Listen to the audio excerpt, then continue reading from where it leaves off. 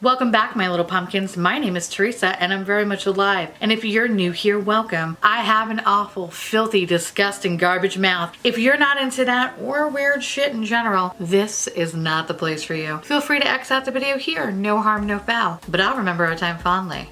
My little pumpkins, we have a tag video today. So I apologize in advance that there's no story. I know. Next video will have a story, I can assure you that. But this one I kind of really just didn't want to take away from the tag. I think it's a really cool tag. And anyway, I hope you enjoy my answers. And if you are interested to do this tag, everything will be linked down below. I want to say a very special thank you to 90s Love Child who created this beautiful tag. And if you don't know who 90s Love Child is, I don't know what is wrong with you. You need to go check her out. She is fabulous. She is lovely. And she has so many colorful wigs that it makes me jealous.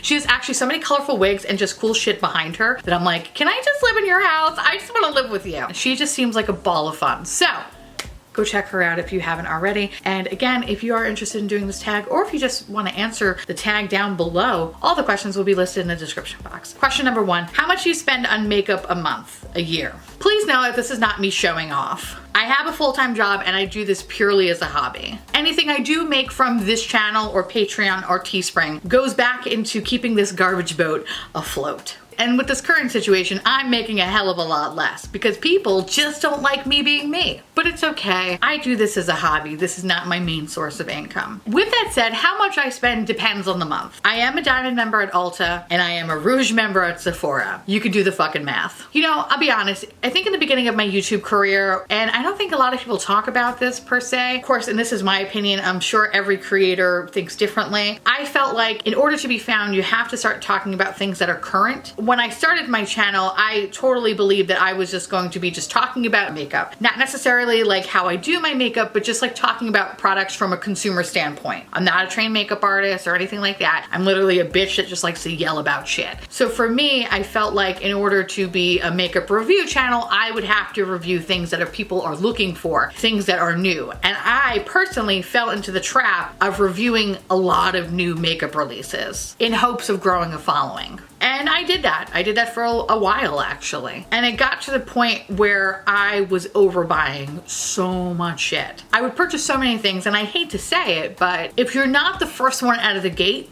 nobody really gives a shit. And with that comes the lack of views or sometimes no views. Also, the frequency of how products were being released completely sucked because by the time that you got said product, there would be at least 7 new products behind it that people wanted to see more than say that product. So you kind of get to the point where you're like, well, no one's really gonna fucking watch this and I'm not gonna waste my time. So, all right, I guess I'll not do that one and I'll look for something else. And that was a huge fucking problem because I do have a few things in my collection. Luckily it's a few, it's only a few that I have never fucking touched. I've never touched. I just look at them like expensive paperweights and I'm like, wow, this is a problem. But I will say though that it was a really nice lesson to learn, an expensive lesson, but a lesson learned. Now with that being said, every month varies. It depends on what products are coming out and if anything piques my interest. For example, one month I spent like maybe less than $75. Another month I spent probably closer to 600 bucks. Keep in mind, this is not just makeup. I'm also talking about like shampoo, skincare, not only for me, but for Alex as well. A good example would be when I go to IMAX, I go fucking ham. Like I spend a lot of money. But it's not just for myself. I also buy stuff for my mom. I know I'm a really good daughter, even though my mom's cat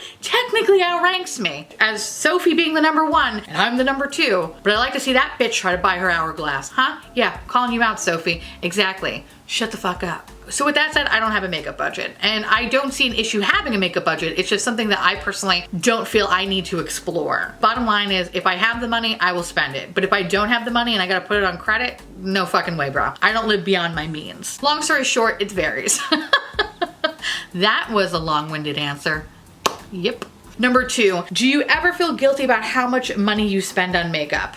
No, I don't feel guilty at all. I work really fucking hard for my money. As long as my bills come first, then I have nothing to feel guilty about. Number 3, do you get FOMO, or fear of missing out, for those who don't know what that means, related to makeup releases? Yes, I absolutely do. The best example I could think of is the Hourglass Ambient Light Palette.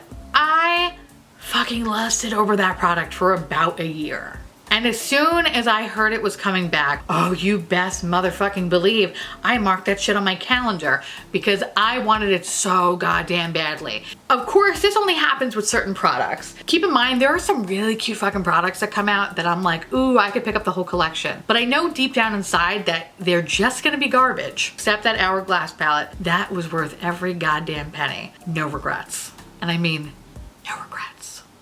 Number 4, do you purchase or keep items simply because they are limited edition? I feel like I used to do that in the past, but as of late, if the product really piques my interest, I am literally all over it like a buffet. And as for items that are currently in my collection, I find myself holding on to them more because it's tied to a certain memory, regardless if I like the formula or not, or if it's old and expired. I'm a pack rat.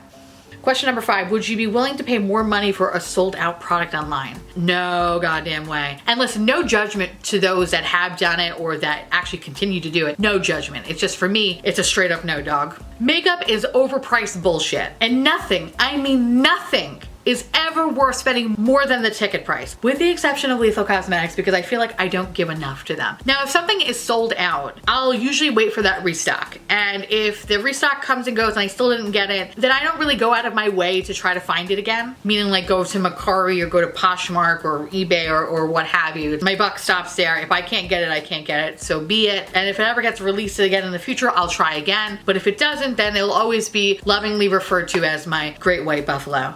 Great White Buffalo. Number 6, do you wish you could spend more or less? You know, I think at this point in my life, I'm okay with my spending. I really don't live beyond my means unless I get drunk. That could kind of be an issue sometimes, but drunk Teresa really likes to pretend that she's making lots of money. Sober Teresa, not so much. But I think I do a better job spending less because I'm more focused on the products that I want to have and review and less on what will give me exposure or sometimes what the subscriber wants me to review. Number 7, do you feel compelled to buy something when you see it in someone else's collection? Ooh, that's good. Yes, but this only comes from the people I know. If it's a really big influencer that I have never met and I don't know if I could really trust their judgment, and 9 out of 10 times they probably got in fucking PR anyway, I take their review with a grain of motherfucking salt. Now, if it's someone I know personally, I'm not gonna assume that they're being hyperbolic about it. Number 8, do you buy more during the holidays? Yes and no. I used to be one of those people that kind of fell into the holiday trap and then literally just would buy all holiday releases like a fucking maniac. And it took me a minute to realize that all of this is really shitty fucking makeup. Like, I would say for every one good product that you'd find, there's at least 97% of shit out there. And it sucks. However, I do purchase makeup during the holidays when it comes to indie brands. Because usually around the holidays, like say Black Friday, for example, they'll slash their prices or they'll do restocks of certain things. And I'm more inclined to purchase from smaller businesses during that time. Which is past Black Friday, I went crazy and purchased a lot of indie makeup. And I felt like I really got my money's worth. And it also actually allows me to try more of their products because they are at a discounted price. So I guess I spend more in that category, but not really when it comes to mainstream retailers. Number 9, have you ever hidden a makeup purchase from friends or family? Once. Because I remember Alex saying to me like, what took you so long? And I was like, oh, the line was so long. Oh, gee golly. Here's the reason why though. This is my defense, might I add. It's impossible to go shopping with him, okay? Because this boy will follow me around the fucking store with these goddamn sad Eeyore eyes like, don't you already have that mascara? And I'm just like, bitch, what are you doing? Just get away from me. Go to the other end of the store. I almost wish that in these retailers, I wish there would be like a waiting room area, kind of like a doctor's office, where you can just drop off your partner, your friend, your child, I don't know, whoever just annoys the shit out of you that you can't take shopping with, that person, and just have them sit in this little waiting area where they can read a 3-year-old People magazine and just watch the same episode of King of Queens on repeat. Is that too much to ask? Question number 10. Do you have more than 10 products in your collection that you have not used in over a month? 10? That's being very nice. I don't even want to tell you how many, but more than 10. But I try my best to rotate products around because I don't want things to fall in the back of the drawer. So I try to rotate as much as humanly possible, but sometimes it's difficult when you find those holy grail items that you're like, fuck, all I want to do is use this one thing. That can sometimes really suck. Question number 11. Have you been pressured to purchase something that you could not afford or did not need? Yes. And not from the I can't afford this standpoint, but more of the I do not need this category. Sometimes subscribers will be like, hey, can you buy this $200 palette? I really want to know what you think about it because I don't want to waste my money. LOL. Thanks, Kay. and I'm just like, no. Listen, I'm all for trying stuff, and I always appreciate when any of you babies send me stuff via Instagram, email, Snapchat, blah, blah, Twitter, whatever, right? And you're like, hey, what do you think of this? Will you be purchasing this? That I'm all for, right? Because that's being polite. That's awesome. But for those that are like, you have to buy this because you gotta tell me if it's good. Then I'll spend my money. it's like, ew, no. Don't do that. And I understand it comes to the territory. It just bums me out when people just become really demanding. It's really shitty. And I really want to firmly believe that they don't mean any malicious intent behind it because I don't see why they would, but it just comes across that way. And then it really makes me less likely to want to review the product even more because it's like, I'm not a fucking circus clown. I'm not going to perform tricks for you. And I can only be hopeful that in 2020, there'll be less people that will demanding things and just like, let me be. That would be awesome. Number 12, do you purchase makeup for collector's reasons? Yes and no. Such a Libra today, Jesus. I think I can be a completionist at times, and sometimes I'm not. It really kind of just depends. But I am a collector. I collect everything. I've always had in my life, whether it was DVDs, Pooh Bears, makeup, Jaws memorabilia, where one time I almost considered spending thousands of dollars to just buy the fucking barrel that was in the Jaws movie. Yes, almost. This close, and then I realized, where the fuck are you gonna put that? Like, no. Listen, I just love collecting things. I'm Ariel from The Little Mermaid. I just love looking at my thingamabobs, but in that same breath, I will sell it all just for some dick. Honestly, I don't even know what that means or why I even said it, because we all know that I'm truly fucking Ursula. Sometimes I say shit that I'm like, what the, why? What is wrong with you? I'm 34. Okay. But, the fuck was I talking about? All right, moving on. Next, number 13. In your makeup journey, have you become less or more consumeristic? If I compare myself to about 5 years ago, I would say back then I was super less consumeristic. Back then I had like maybe like 2 or 3 eyeshadow palettes. Like I literally had no makeup. When I think about it, it was such a scary, dark time.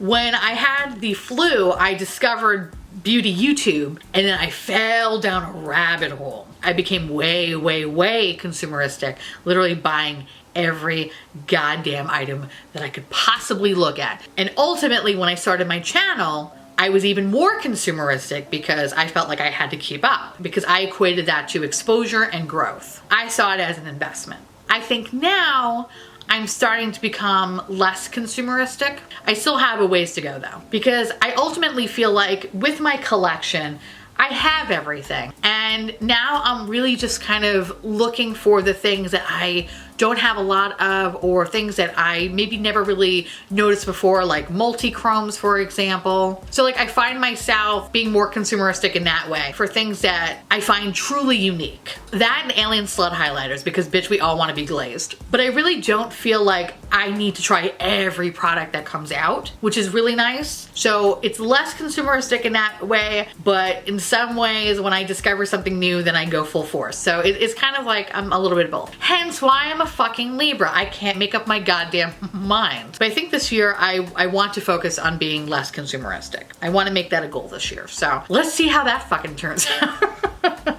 So with that said, let me know down below how you feel about my answers, whether you agree, you disagree. If you have your own answers, let me know down below because I love reading them. And yeah, I guess that's about it. On that note, I want to say thank you so much for watching. I truly appreciate it as always. Feel free to like, comment, hit that subscribe button. It's free. And hit that bell icon for notification of all my future posts. Follow me on Twitter, Instagram, Facebook, Snapchat, Patreon, Discord. Every other Thursday, I have a podcast called The Miserable 3. Sometimes I'm on my husband's Twitch channel where I just yell about things. And I'll see you, little pumpkins, later. Bye.